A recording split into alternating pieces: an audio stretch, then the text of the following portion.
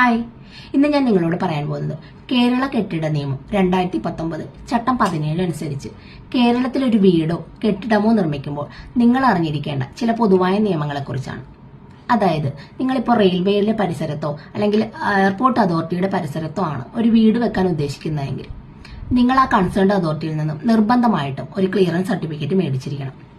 അടുത്തതായി, നിങ്ങളുടെ കെട്ടിടം പണിയുന്ന സ്ഥലത്തിനെ കുറിച്ച് എന്തെങ്കിലും കേസോ വ്യവഹാരമോ കോടതിയിൽ നിലനിൽക്കുന്നുണ്ടെങ്കിൽ നിങ്ങൾ അതിനെ സംബന്ധിച്ചിട്ടുള്ള എല്ലാ കാര്യങ്ങളും രേഖാമൂലം സെക്രട്ടറിയെ ബോധ്യപ്പെടുത്തിയിരിക്കണം. അടുത്തതായി, നിങ്ങളുടെ വീട് പണി നടക്കുന്ന സമയത്ത് കൺസേൺഡ് ഡിപ്പാർട്ട്മെന്റിൽ നിന്നും ഏതെങ്കിലും ഉദ്യോഗസ്ഥർ സൈറ്റ് ഇൻസ്പെക്ഷന് വേണ്ടി വന്നാൽ നിങ്ങൾ അവരെ യാതൊരു കാരണവശാലും തടയാൻ പാടുള്ളതല്ല.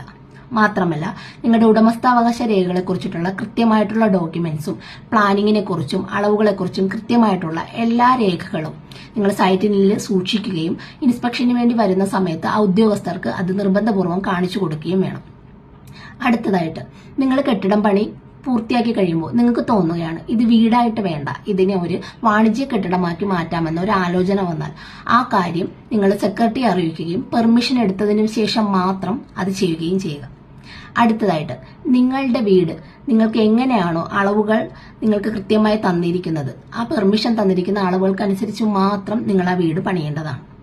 അടുത്തതായി, നിങ്ങളുടെ വീട് പണി നടക്കുന്ന സമയത്ത് തൊഴിലാളികൾക്കോ അല്ലെങ്കിൽ ആ കെട്ടിടത്തിന്റെ പരിസരത്തുള്ള മറ്റു വീടുകൾക്കോ ആൾക്കാർക്കോ ബുദ്ധിമുട്ടുണ്ടാക്കാത്ത രീതിയിൽ അപകടങ്ങൾ ഉണ്ടാക്കാത്ത രീതിയിൽ എപ്പോഴും മുൻകരുതലുകൾ സ്വീകരിക്കേണ്ടത് അത്യാവശ്യമാണ്. അടുത്തതായി, കെട്ടിടം പണി കഴിഞ്ഞാൽ നിങ്ങൾ എപ്പോഴും ആ കെട്ടിടത്തിലും അല്ലെങ്കിൽ ആ പരിസരത്തും കിടക്കുന്ന എല്ലാ ഖരമാലിന്യങ്ങളും വൃത്തിയാക്കി ആ കെട്ടിടവും പരിസരവും സൂക്ഷിക്കേണ്ടത് ആവശ്യമാണ്. ഇനി കെട്ടിടം പണി കഴിഞ്ഞു കഴിഞ്ഞാൽ കംപ്ലീഷൻ നോട്ടീസ് നിങ്ങൾ രേഖാമൂലം പഞ്ചായത്ത് സെക്രട്ടറിക്കോ മുനിസിപ്പാലിറ്റി സെക്രട്ടറിക്കോ നൽകിയിരിക്കണം. അതിനുശേഷം നിങ്ങൾ നിങ്ങളുടെ വീടിനെ കുറിച്ചുള്ള ഒരു ഓക്യുപ്പൻസി സർട്ടിഫിക്കറ്റും ആ കൺസേൺഡ് ഡിപ്പാർട്ട്മെന്റിൽ നിന്ന് മേടിച്ചിരിക്കണം. ഇത്രയുമാണ് നിങ്ങൾ അറിഞ്ഞിരിക്കേണ്ട ചില പൊതുവായിട്ടുള്ള നിയമങ്ങൾ.